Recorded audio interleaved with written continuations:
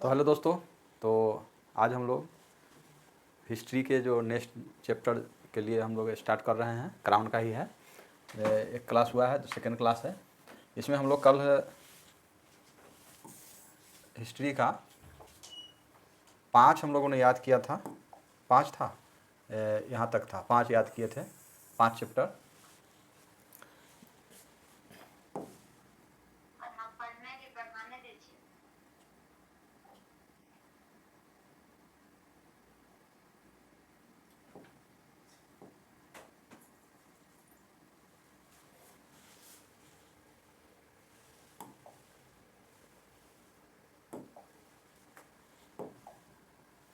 पाँच था, जिसमें प्राचीन भारत के स्रोत,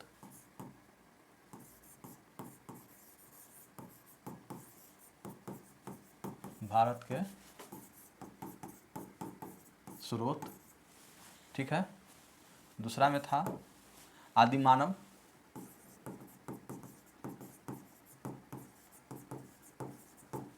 तीसरा में था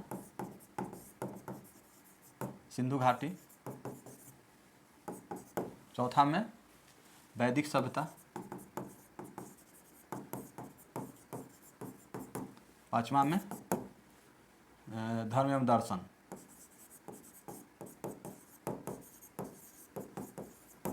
धर्म एवं दर्शन। तो यह 5 जो हम लोग 5 कल याद कर लिए थे। नेक्स्ट अभी हम लोग देखेंगे, जैसे छठा से लेकर के आपको 13 तक प्राचीन भारत के जितने भी टॉपिक हैं उसको आज याद कर लेना है। क्लियर। तो आज हम लोग देखते हैं कि छठा से लेकर 6 से महाजनपद, ठीक है। महाजनपद, मगध साम्राज्य, मौर्य साम्राज्य, यानी महाजनपद, मगध, मौर्य, मौर्योत्तर। 4 महाजनपद, मौर्य, महाजनपद, मगध, मौर्य, मौर्योत्तर, ठीक है।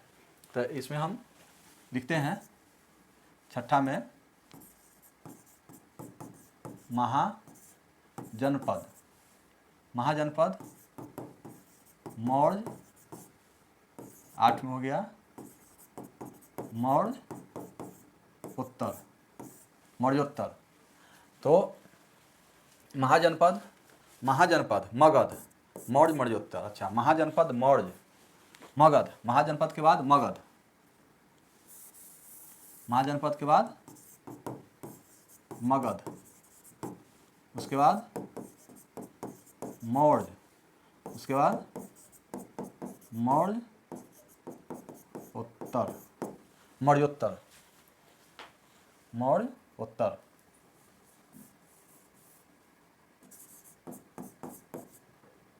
मौर्योत्तर,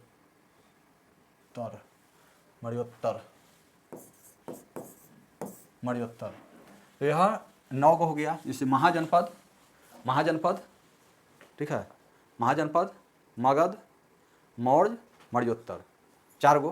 पहले से क्या था, तो प्राचीन भारत का स्रोत रिवाइज कीजिए। प्राचीन भारत का स्रोत, उसके बाद आदि मानव, सिंधु घाटी सभ्यता, वैदिक युग हो गया, और एक हो गया धर्म एवं दर्शन।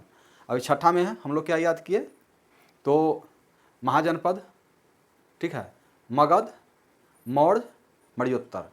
क्लियर। मौर्य सभ्यता हो गया, वही मौर्य साम्राज्य, मौर्य साम्राज्य, मगध साम्राज्य, मौर्योत्तर काल। क्लियर। अभी 4 गो और बच गया, 4 गो। तो दक्षिण मध्य एशिया से भारत का संपर्क, मध्य एशिया से भारत का संपर्क, 10 में क्या हो जाएगा, मध्य एशिया से, मध्य एशिया से भारत का संपर्क, भारत का संपर्क। क्लियर। तो मध्य एशिया से भारत का संपर्क, उसका गुप्त साम्राज्य, गुप्तोत्तर और दक्षिण भारत का विकास। अब याद हो गया होगा 4 गो, 4 गो कौन कौन, तो मध्य एशिया से मध्य एशिया से भारत का संपर्क, मध्य एशिया से भारत का संपर्क, उसका गुप्त काल, गुप्तोत्तर काल, और उसका दक्षिण भारत का उदय हो गया, ठीक है। दक्षिण भारत का इतिहास हो गया, दक्षिण भारत का इतिहास, दक्षिण भारत का इतिहास।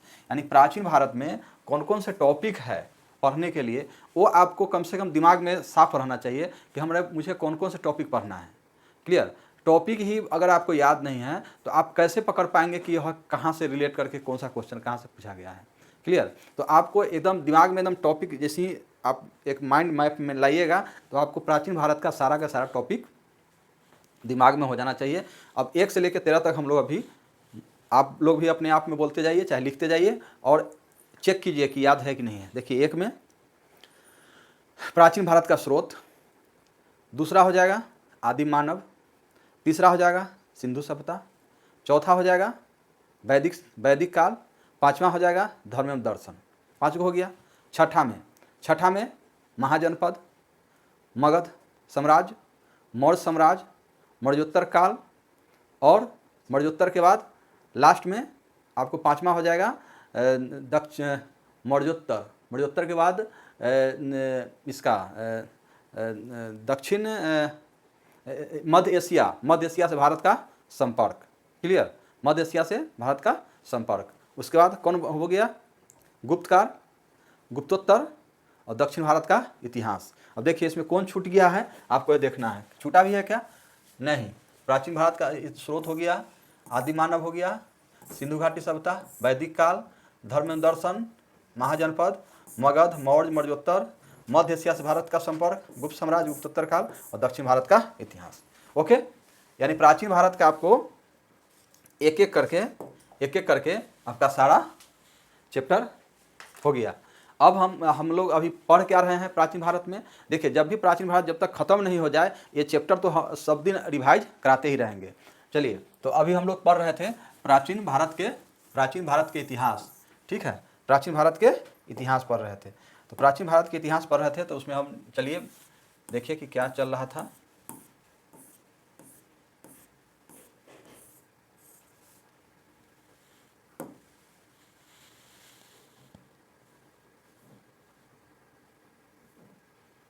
हाँ, यहाँ पर थे प्राचीन भारत के इतिहास। प्राचीन भारत के इतिहास में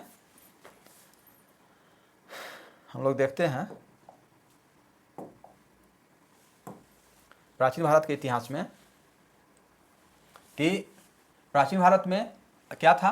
पहले तो हम लोग एक बार रिवाइज कर ले, जो कल पढ़े थे उसका रिवाइज कर ले कि इतिहास क्यों पढ़ना जरूरी है। इतिहास का मार्गदर्शन जो है वह मिलता है जो अभी सामाजिक है वातावरण, जो हमारे भारत का जो सामाजिक वातावरण है, राजनीतिक वातावरण है, वह सभी किससे हमको मिलता है। तो इतिहास से उसको हम लोग प्राप्त करते हैं कि यह कैसे है, क्या है, जो भी धर्म है, सामाजिक है, राजनीतिक है, वह सारे चीज़ क्या है इतिहास से रिलेटेड है। इसीलिए इतिहास पढ़ना जरूरी हो जाता है। क्लियर। और उसके बाद इतिहास कितने भाग हैं इतिहास के, तो 3 हैं, प्राचीन भारत, मध्यकालीन और आधुनिक भारत। 3 गो इतिहास हो गया। अभी तो बहुत सारे बच्चे को यह भी पता नहीं है कि इतिहास कितने भाग है, इसलिए इतिहास को बहुत बेसिक रूप से हम लोग अभी चर्चा कर रहे हैं, प्राचीन, मध्यकालीन और आधुनिक भारत। क्लियर। और देखिए प्राचीन भारत जो है, प्राचीन भारत को अब जैसे इतिहास को जानने के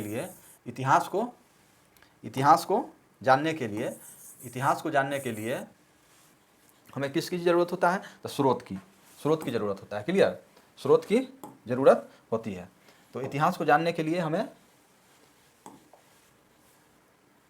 स्रोत की ज़रूरत होती है। तो वह स्रोत जो है, वह स्रोत कौन कौन सा स्रोत हो गया, 2 तरह का स्रोत हो गया। 2 स्रोत कौन कौन सा है, तो एक स्रोत हो गया आपको, एक स्रोत हो जाएगा साहित्यिक स्रोत, और दूसरा स्रोत पुरातात्विक।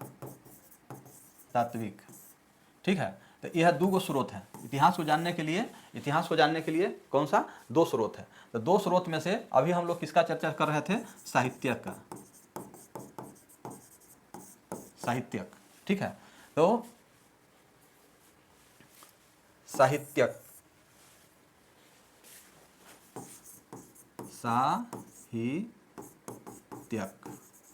ये हो गया साहित्यिक स्रोत। क्लियर।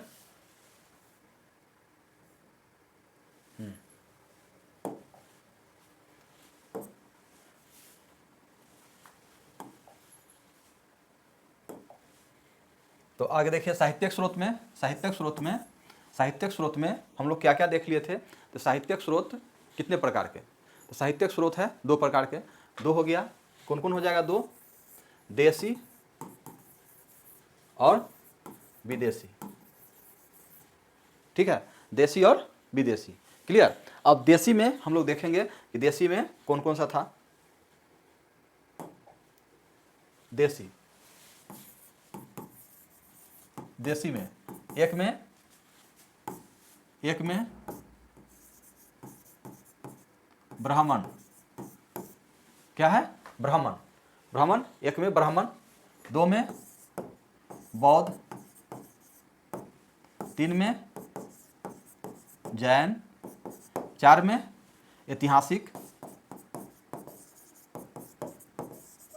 ऐतिहासिक स्रोत, अच्छा, पांच में राजा द्वारा लिखा गया, क्लियर। तो पांच गो हम लोग स्रोत के जो साहित्यक में पांच गो स्रोत देखे थे, जिसमें ब्राह्मण था, बौद्ध था, जैन था, ऐतिहासिक स्रोत था और राजा के द्वारा लिखा गया था। अब हम लोग आगे, अब हम दूसरा था। अब नेक्स्ट जो हम लोग क्या पढ़े थे, एक और पढ़ लिए थे विदेशी में, विदेशी स्रोत में। ठीक है, विदेशी जो है लिखा है, लेखक जो है विदेशी लेखक जो लिखे हैं, तो विदेशी लेखक में आपको, विदेशी में आपको कितना था? उसमें पाँच देशों का था, आपको याद रखना होगा। क्या था? एक यूनान था, दूसरा चीनी था, तीसरा यूनान, चीनी और यूनान, अरबी था, और चौथा तीन ही था, क्या?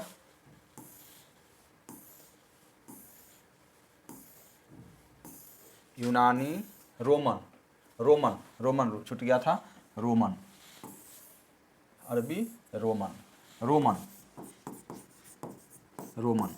तो ये ध्यान रखना है कि विदेशी में पहले तो ये चार को याद रहना चाहिए आपके पास, ये चार याद रहना चाहिए। यह चार ही याद नहीं है तो आप क्या याद कीजिएगा? अगर साहित्यक में, साहित्यक स्रोत में आपको जो पांच जो है, जो आपको ब्राह्मण, जैन, बौद्ध, ऐतिहासिक, राजा द्वारा लिखा गया, ये पांच चीज़ आपको दिमागे में नहीं है, तो अंदर की आप क्या चीज़ पढ़िएगा? अगर अंदर के पढ़ भी लीजिएगा तो आपको समय पर जाके धोखा दे देगा। इसलिए कंसेप्ट जैसे ही आपको यह हेडिंग याद रहेगा, तब आपको अंदर की चीज़ों को आपको रिलेट करने में आपको सुविधा होगा, क्लियर।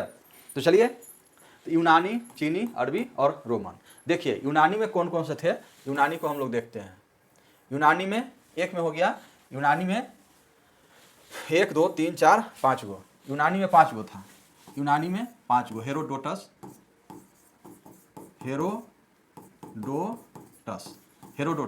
हेरोडोटस। दूसरा, इसका किताब मत पढ़िए अभी, केवल आपको हेडिंग याद कीजिए। अगर एक के बारे में सारा चीज़ पढ़ने लगिए, सारा मिसमैच हो जाएगा। इसलिए अब देखिए कि यूनानी में 5 गो है, तो कौन कौन है 5 गो?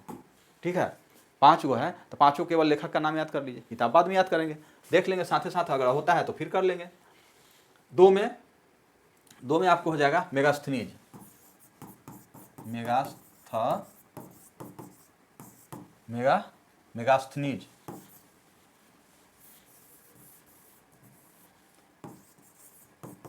मेगास्थनीज, हेरोडोटस, यूनानी में हेरोडोटस, मेगास्थनीज, स्ट्रेबो अज्ञात लेखक, और एक और कौन सा हो गया? टॉलमी अज्ञात लेखक। तीन में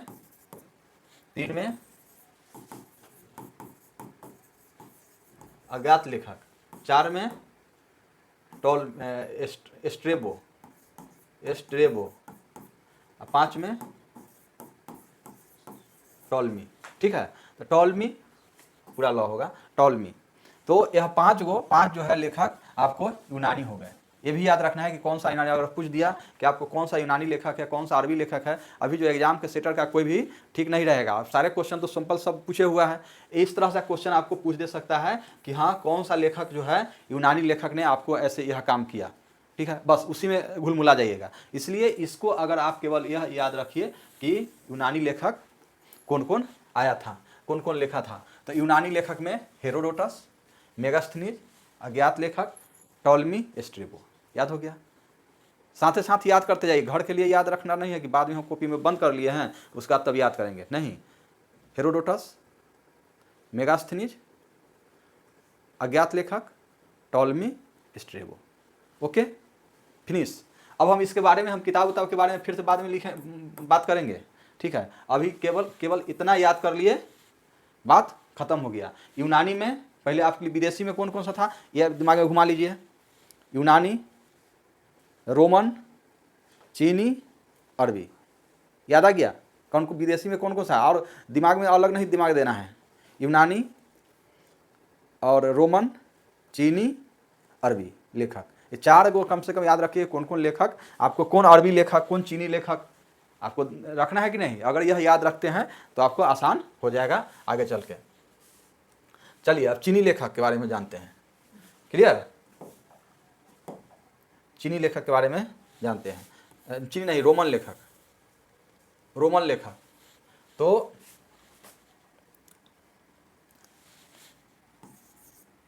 यूनानी में आपको 5 गो देखे थे,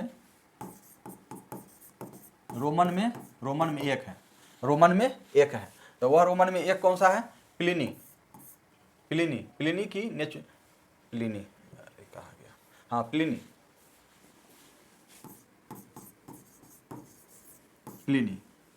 एक ही लेखक है।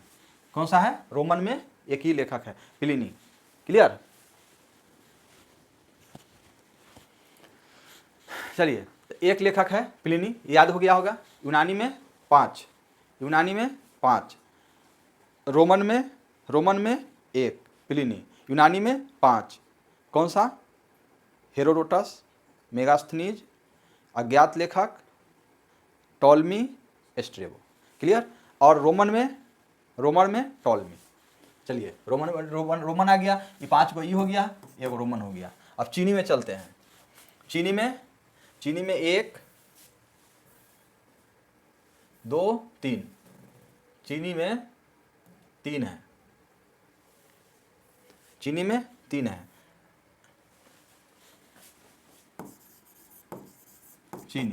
चीनी में 3, क्लियर। चीनी में 3 है, तो ये हो गया फाह्यान, चीनी में 3 फाह्यान, चीनी में 3 हो गया, फाह्यान हो जाएगा, हेंसोंग हो जाएगा और इतिसंग हो जाएगा। फाह्यान, हेंसोंग,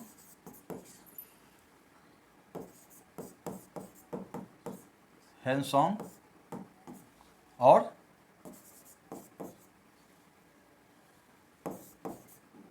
इतिसंग, यानी फाह्यान चीनी लेखक। अब आपको चीनी लेखक के बारे में कहीं चर्चा हो गया तो ये तो नहीं है कि आपका दिमाग मेगास्थनीज पर जाएगा, टॉलमी पर जाएगा, स्ट्रेबो पर जाएगा, ये तो दिमाग नहीं जाएगा। इसलिए चीनी लेखक की जैसी ही चर्चा होगा तो आपको यही तीनों दिमाग में रखना है और आगे दिमाग ही नहीं लगाना है। इसलिए आपको ये सब जब याद कीजिएगा तो आपके पास लिमिट हो जाएगा कि हमको सोचने की क्षमता जो है, सोचने का जो जगह किसी भी क्वेश्चन पर वह लिमिट रूप में सोचिएगा। ये नहीं कि वो भी हो सकता है, वो भी हो सकता है, नहीं। आपको जैसे ही आ जाएगा तो आपको इस तीनों के ऊपर सोचना है। तो अब आइए फाह्यान हो गया,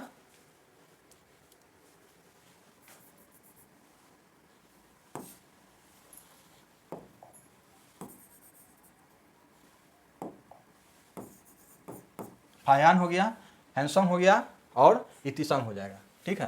हेंसोंग हो जाएगा और इतिसंग हो जाएगा। तो यूनानी में 5, रोमन में 1, चीनी में 3, क्लियर। चीनी में 3।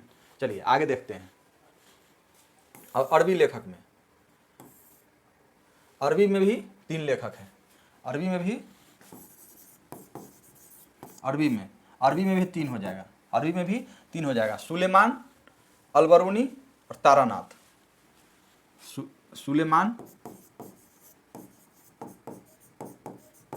सुलेमान, अलबरूनी और तारानाथ, क्लियर। तिब्बती बौद्ध लेखक है, ये तिब्बती बौद्ध लेखक, अरबी नहीं, अरबी 2 ही था, ये तिब्बती बौद्ध लेखक है। तिब्बती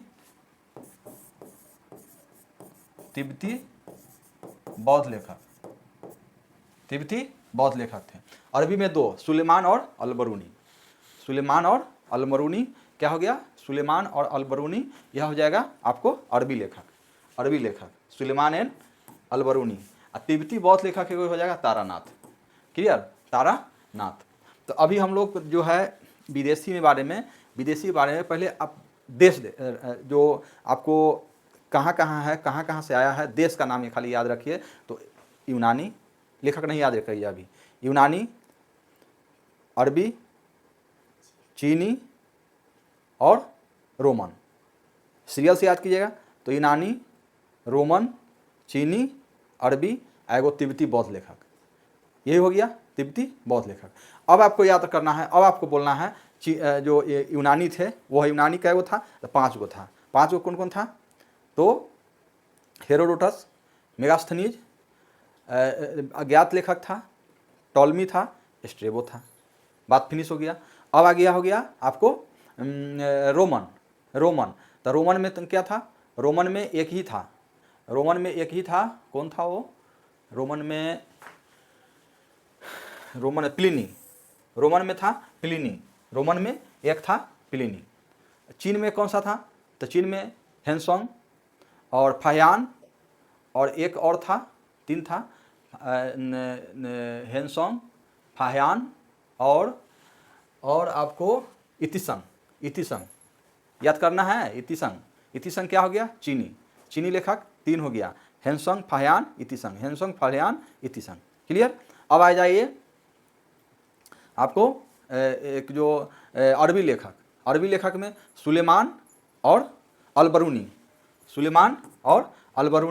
एगो तिब्बती बौद्ध लेखक तारानाथ। ओके, चलिए इतना आपको दिमाग में आ गया होगा। अब हम इसको एक एक करके इसमें देखेंगे कि ये जो लेखक लोग क्या क्या लिखा था। क्लियर। इतना आपको कर देने से आपको अब लेखक के नाम याद करने के लिए टेंशन नहीं होगा, क्योंकि कुछ ना कुछ आपके दिमाग में लेखक का नाम याद ही होगा। क्लियर। अब हमको किताब के नाम याद करना है, केवल किताबें के नाम नहीं याद करना होगा, क्योंकि लेखक के नाम तो हमको याद हो गया। तो अब किताब के नाम की तरफ चलते हैं। देखिए पहले देखते हैं यूनानी में क्या गो लेखक था? 5 गो। ठीक है, 5 गो में पहला हेरोडोटस। ठीक है, हेरोडोटस ने क्या किया था? तो हेरोडोटस को इतिहास का पिता कहा जाता है। इन्होंने हिस्टोरिका नामक पुस्तक लिखी थी। अब आपको जब नोट्स बनाइएगा तो नोट्स ये नहीं बनाइएगा कि वह इतिहास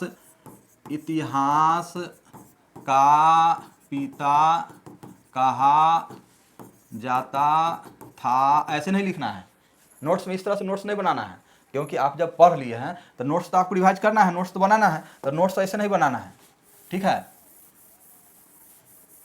नोट्स ऐसे नहीं बनाना है। सोचे हेरोडोटस इतिहास पिता, बस इतिहास पिता, यहो नहीं लिखना है कि इतिहास का पिता। ठीक है, ऐसा भी नहीं तो आपको पढ़ने या नोट्स से क्या माने, आपका नोट्स कोई भी पढ़े उसको समझ में नहीं आना चाहिए। क्लियर। माने आप जो नोट्स बनाएंगे वह नोट्स आपके साथ ही पढ़ ही ना पाए, इस तरह से नोट्स होना चाहिए। क्लियर। और किसी का नोट्स आप नहीं पढ़ पाए ऐसा उसको भी बनाना चाहिए। इस तरह का नोट किसी दूसरे के नोट से पढ़ने की जरूरत नहीं है। पढ़िएगा तो फिर वो किताब हो गया, नोट्स नहीं है। किताब है तो फिर तो किताब तो ही है, इसी किताब से पढ़ना है, क्या जरूरत है नोट्स करने का। तो हेरोडोटस इतिहास का पिता। क्लियर। अब हिस्टोरिका नामक पुस्तक, तो अब यहां पर सीधे लिखना है हिस्टोरिका, बस इतना ही। हेरोडोटस के सामने इतिहास पिता और हिस्टोरिका, इतना लिख लीजिए। बस आपको समझ में आना चाहिए रिवाइज के समय क्या हिस्टोरिका नामक पुस्तक लिखा था। दिमाग में चलना चाहिए हिस्टोरिका नामक पुस्तक लिखा था। लिखा हुआ है भले केवल हिस्टोरिका, लेकिन आपको दिमाग में चलना चाहिए हिस्टोरिका नामक पुस्तक लिखा था। और इतिहास का पिता, इसको लगा कि जो हेरोडोटस है इतिहास का पिता है, कहा जाता है। ओके हो गया। अच्छा, अब आइए मेगास्थनीज पर।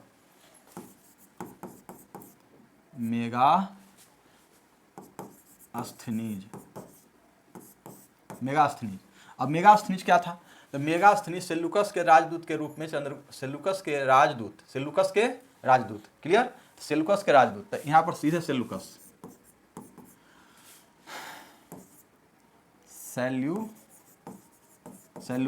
बस इतना लिखिए। चंद्रगुप्त मौर्य के दरबार में रहा। चंद्रगुप्त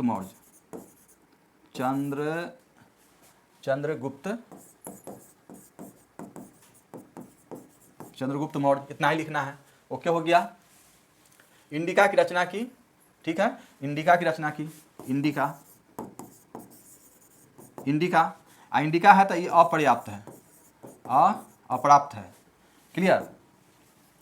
लेकिन इसके उदाहरण अनेक प्रख्यात लेखकों की रचनाओं में, मान दूसरा के जो लेखक है, जो दूसरा जो अपना लेखक जो लिखा है उसके रचना में इंडिका का चर्चा मिलता है बस। लेकिन मेगास्थनीज के बारे में आपको यही 3 चीज़ आपको नोट्स में लिखना है, इससे ज़्यादा नहीं। अगर इससे ज़्यादा लिख लीजिएगा तो फिर किताब हो गया, किताब हो गया तो ठीक है किताबें पढ़िए, लिखने की ज़रूरत नहीं था। तो अब मेगास्थनीज जैसे ही आप देखिएगा नोट्स में एक कार्ड भी बना सकते हैं, कार्ड ले लीजिए, माइंड मैप के रूप में रहेगा। सेल्यूकस का क्या मतलब? राजदूत। सेल्यूकस के राजदूत। चंद्रगुप्त मौर्य के दरबार में आया। इंडिका पुस्तक लिखा, क्या है? अपर्याप्त है, वह मिला नहीं है। चलिए अब नेक्स्ट, अज्ञात लेखक। एक अज्ञात लेखक हो गया तीसरा नंबर, जो लेखक का आता पता नहीं है। क्लियर। तो इन्होंने क्या लिखा है? तो इन्होंने एक पहली सदी में भारतीय बंदरगाहों के प्राकृतिक स्थिति व्यापार प्रकाश डाली, पेरीप्लस ऑफ द एरिथ्रियन सी। बस इतना ही लिखिए, पेरीप्लस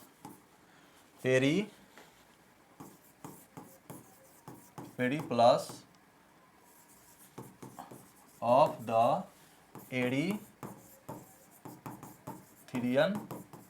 सी हो गया, पेरीप्लस एरिथ्रियन सी। इसमें आपको बंदरगाह, प्राकृतिक स्थिति, व्यापार, भारतीय बंदरगाह, इसमें किसकी चर्चा है? भारतीय बंदरगाह की चर्चा है। बंदरगाह व्यापार, इतना लिख लीजिए, Periplus of the Erythraean Sea, Periplus of the Erythraean Sea. और इसमें कितना क्या लिखना है? और बंदरगाह और व्यापार। इसके पहले हम लोग 2 देख लिए थे, हेरोडोटस। तो हेरोडोटस में नोट्स में क्या लिखे थे? 2 ही पॉइंट लिखे थे। कौन कौन? पिता और हिस्टोरिका। तो इतिहास का पिता और हिस्टोरिका, हिस्ट्री से जुड़ा हुआ है इतिहास, हिस्टोरिका और इतिहास का पिता, बस हो गया। मेगास्थनीज में तीन शायद नोट्स में 3 पॉइंट लिखे थे। कौन सा? सेल्यूकस लिखे थे, सेल्यूकस यानी सेल्यूकस के राजदूत थे, और चंद्रगुप्त मौर्य के दरबार में आया। और क्या लिखे थे? इंडिका पुस्तक लिखा गया था। और क्या लिखा था? और क्या लिखे थे उसमें? अपर्याप्त, यानी वह है नहीं। इसकी इंडिका की चर्चा अनेक जो दूसरे जो रचनाकार है उसमें मिला था। अज्ञात लेखक में पेरीप्लस ऑफ द एरिथ्रियन सी, इसमें क्या चर्चा? बंदरगाह और व्यापार। ओके, चलिए अब कौन बच गया? स्ट्रेबो, टॉलमी और स्ट्रेबो। तो टॉलमी देखते हैं। तो टॉलमी का क्या था? टॉलमी की जियोग्राफी, प्राचीन भारतीय भूगोल एवं वाणिज्य की जानकारी मिलती है। जियोग्राफी, टॉलमी,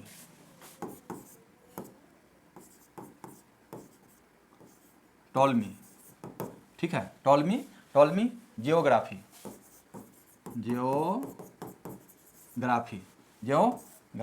बस इतना ही। टॉलमी में जियोग्राफी, भारतीय भूगोल एवं वाणिज्य, यानी इसको भूगोल और वाणिज्य, बस इतना है। इसको क्या करना है? इतना आपको नोट्स में लिखना है। क्या लिखना है? टॉलमी के बारे में जियोग्राफी और भूगोल वाणिज्य की जानकारी मिलती है। जियोग्राफी में ऐसे ही भूगोल हो गया, और वाणिज्य और कहाँ मिला था? व्यापार। यहाँ वाणिज्य व्यापार इसमें भी था, प्राकृतिक व्यापार पर प्रकाश पड़ता है नहीं, तो व्यापार हो गया, यहाँ वाणिज्य। ठीक है, चलिए अब स्ट्रेबो 5वां नंबर,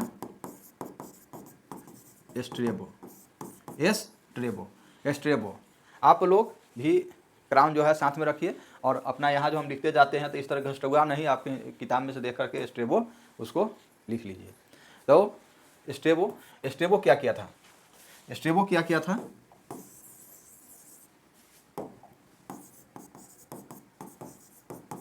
स्ट्रेबो क्या किया था? स्ट्रेबो ने मेगास्थनीज के विवरण को काल्पनिक माना। मेगास्थनीज का विवरण क्या है? मेगास्थनीज के बारे में अभी हम लोग पढ़े हैं। मेगास्थनीज का विवरण क्या है? तो इंडिका है ना, यही ना हम लोग लिखे हैं। मेगास्थनीज का इंडिका। तो इंडिका जो है उसमें जो एस्ट्रेबो है वह क्या कहता है कि मेगास्थनीज का विवरण जो है वह काल्पनिक है। तो यहाँ मेगास्थनीज लिख लीजिए, मेगास्थनीज,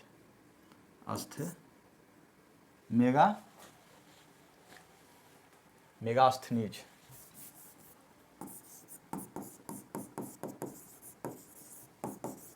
काल्पनिक रचना। बस इतना ही। एस्ट्रेबो क्या कहा कि मेगास्थनीज का रचना था वह काल्पनिक था। ओके, चलिए।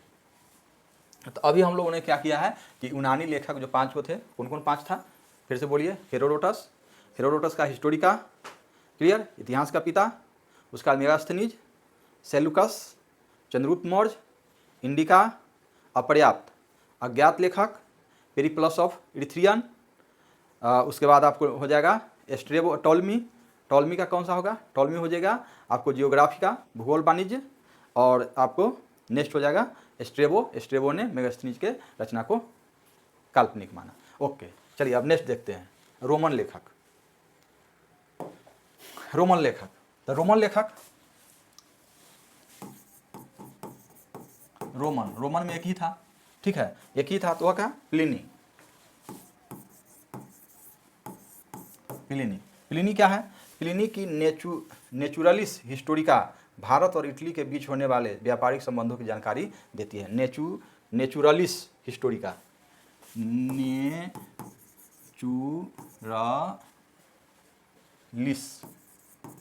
Naturalis Historica. एक और हिस्टोरिका कोई था, हिस्टोरिका नामक पुस्तक कौन लिखा था, हिस्टोरिका नामक पुस्तक किसने लिखा था, हेरोडोटस ने हिस्टोरिका नामक पुस्तक हेरोडोटस ने। और यहाँ क्या है, प्लिनी क्या कह रहा है, प्लिनी है नेचुरलिक हिस्टोरिका। प्लिनी की नेचुरलिक हिस्टोरिका भारत और इटली के बीच के संबंध होने की, व्यापारिक संबंध होने का, तो भारत और इटली हो गया, भारत प्लस इटली, इतना लिखिए, हो गया, बात खत्म। प्लिनी का बात खत्म हो गया। प्लिनी कौन सा बुक लिखा, नेचुरलिक हिस्टोरिका। और हिस्टोरिका, केवल हिस्टोरिका की बात होगा तब हेरोडोटस, उसमें कौन सी की चर्चा, इतिहास का पिता उसको कहा जाता है। चलिए, प्लिनी रोमन हो गया, रोमन खत्म। अब आपको चीनी पढ़ाते हैं। चीनी 3 वो था, चीनी 3 कौन कौन था, हेनसोंग फाहियान और इतिसंग। हेनसोंग फाहियान और इतिसंग, 3 गो हो गया। 3 गो में पहले हम देखेंगे कौन सा है, फाहियान है,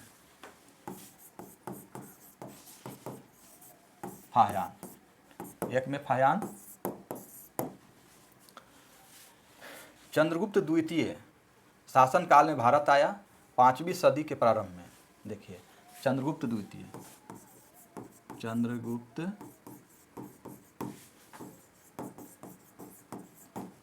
मौर्य, कहीं पर हम लोग देखे थे ना, चंद्रगुप्त मौर्य के समय में कौन आया था, मेगास्थनीज। चंद्रगुप्त मौर्य के समय मेगास्थनीज आया। मेगास्थनीज कहाँ के लेखक था, तो वह यूनान के था। क्लियर। अभी चीनी पढ़ रहे हैं, चीनी फाहियान हो गया, और फाहियान में चंद्रगुप्त द्वितीय के शासनकाल में भारत आया था। गुप्त काल था, उसके शासनकाल में भारत आया था, भारत आया। क्लियर।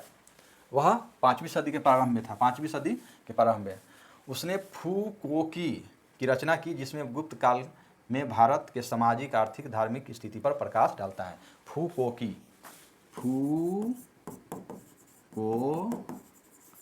बस फुकोकी किया। इसमें क्या, कौन सी का प्रकाश डालता है, तो उसमें भारत के सामाजिक,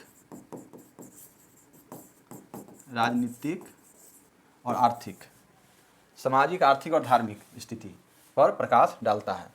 ऐसा थोड़ी है कि राजनीतिक नहीं डाला होगा, लेकिन बस क्या डालता है, तो भारत की स्थिति के बारे में जानकारी, उसमें सामाजिक, आर्थिक, धार्मिक की स्थिति के बारे में बताता है। कौन बताता है, फाहियान बताता है। कब आया था, चंद्रगुप्त द्वितीय के समय में। वह कौन सा काल था, गुप्त काल।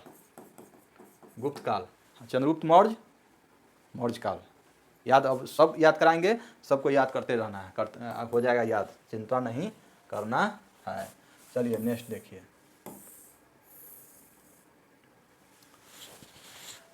हैंसोंग।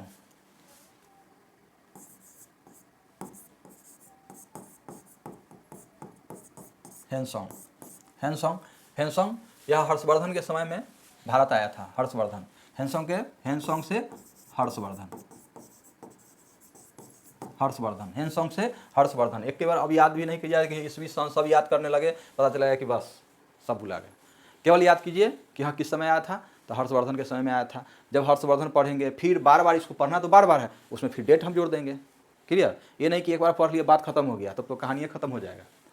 आपको ना हैंसोंग याद रहेगा, ना आपको हर्षवर्धन याद रहेगा, ना उसका डेट याद रहेगा, तीन सब याद करने के चक्कर में। इसलिए केवल आपको पहले क्या किए थे, केवल लेखक का नाम याद कराए थे। चीनी में कौन था, 3 गो था, फायान, हैंसोंग, इतिसंग। क्लियर? अब सबको याद कराते, उसका सब कुछ किताब याद कराते, सब कुछ तो बस कंफ्यूज हो जाता ना। फायान चंद्रगुप्त द्वितीय, फू को की। क्लियर हो गया? हैंसोंग हर्षवर्धन, हैंसोंग हर्षवर्धन। चलिए ये क्या किया था, आया और सी यू की रचना की, सी यू की, फू के की, सी यू की, इसमें भी कन्फ्यूजन हो जाएगा। ठीक है, तो इसलिए इसको बार बार देखना है। फू को की, सी यू की, सी यू की, फू को की। फायान, फायान फू को की। हाँ चलिए, तो फायान देखिए पी एस से फ होता है ना, तो यहाँ फू हो गया, पी एस से फ हो गया, जैसे फायान तब फू, बस ये भी हो सकता है। फायान, फायान तब फू, याद रहेगा। फूको की फायान, फूको की फायान। आज अब बस यहाँ पर आ गया हैंसोंग, था हैंसोंग, हैंसोंग, सी यू की, सौ से सी यू की। ओके, याद रहेगा।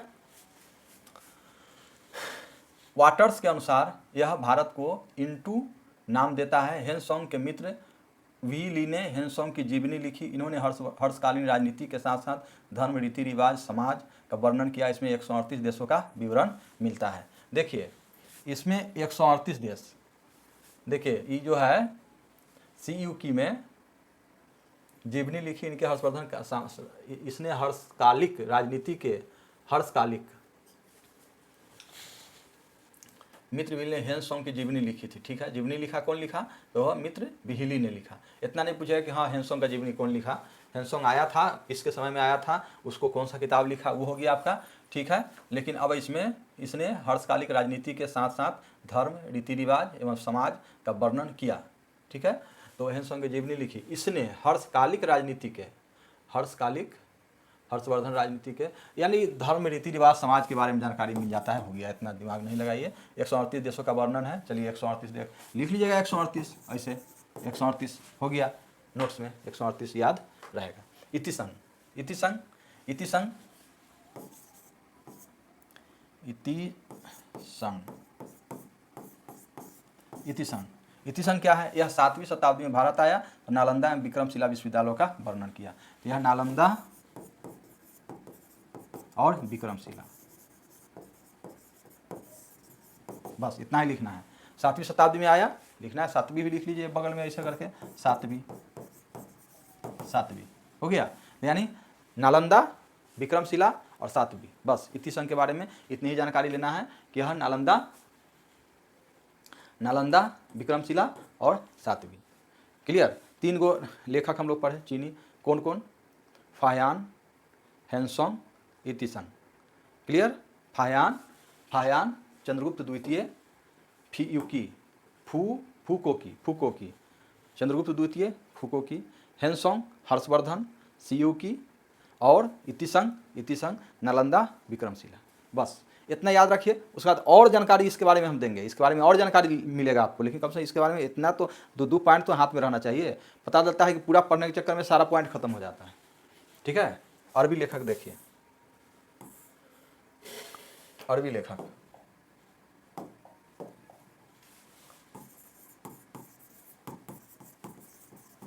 अरबी लेखक, अरबी लेखक 2 गो था, अरबी लेखक 2 गो था। एक कौन था, याद है कि नहीं आ रहा है, अरबी लेखक याद है, अलबुर्नी और सुलेमान, ये ना अलबुर्नी और सुलेमान। तो सुलेमान देखिए, सुलेमान अल-बरूनी। बस इसको लिख करके अब देखिए 9वीं शताब्दी में भारत आया तथा पाल और प्रतिहार शासकों के बारे में लिखा। पाल और प्रतिहार, सुलेमान को क्या लिखिएगा, पाल और प्रतिहार, पाल और प्रतिहार, बस इतना नोट्स में लिख लीजिए। सुलेमान के सामने में पाल और प्रतिहार, क्लियर, पाल और प्रतिहार। पाल और प्रतिहार का बारे में, शासकों के बारे में इसमें जानकारी मिलती है। अल-बरूनी, अल-बरूनी महमूद गजनबी के समकालीन था। अल-बरूनी महमूद गजनबी, महमूद गजनबी, बस महमूद गजनबी ने तहकीक हिंद, किताब उल हिंद की रचना की, जिसमें भारत के निवासियों की दशा का वर्णन किया। तो महमूद गजनबी ने क्या किया था, तहकीक हिंद, तहकीक हिंद, तहकीक हिंद की रचना की, यानी इसको तहकीक हिंद, किताब उल हिंद भी कहा जाता है। किताब उल हिंद, किताब उल हिंद, किताब उल हिंद, यानी अल-बरूनी ने महमूद गजनबी, अल-बरूनी जो है कब आया था, मैं किसके समय में आया था, तो महमूद गजनबी के समकालीन था। तहकीक हिंद, तहकीक हिंद, किताब उल हिंद इन्होंने लिखा। भारत के निवासियों की दशा का वर्णन है, जो लिख लीजिए दशा, सोचे दशा, दशा, बस हो गया, दशा लिख लीजिए नोट्स में, भारत के दशा के बारे में विवरण है। ओके, नेक्स्ट सुलेमान का हो गया, सुलेमान पाल और प्रतिहार, और अल-बरूनी महमूद गजनबी। ओके, अब जो तिब्बती लेखक एक बताए थे, तिब्बती बौद्ध लेखक, तिब्बती बौद्ध लेखक, तो उसमें हो गया तारानाथ के ग्रंथों कंग्यूर तथा तंग्यूर से भी भारतीय इतिहास की कुछ जानकारी प्राप्त होती है। के ग्रंथ हो कंग्यूर और तंग्यूर, इससे भी जानकारी मिलती है। तारानाथ यहाँ पर लिख लीजिएगा, तारानाथ, इसमें इसका ग्रंथ जो है कंग्यूर, कंग्यूर और तंग्यूर, तंग्यूर, बस कंग्यूर और तंग्यूर, इससे भी भारत की इतिहास की जानकारी मिलती है। तो चलिए इतना चीज़ आपको लेखक के बारे में इतना सारा बताया गया। वीडियो तो लंबा हो गया, बट इस पर आप इसको लगता है कि याद ही हो गया होगा। एक नोट्स भी जो छोटा छोटा जो हम बताए हैं, छोटा छोटा आप नोट्स भी रहेगा, आपके दिमाग में चलता रहेगा। तो ठीक है, ओके, थैंक यू, फिर बाय, फिर मिलते हैं कल।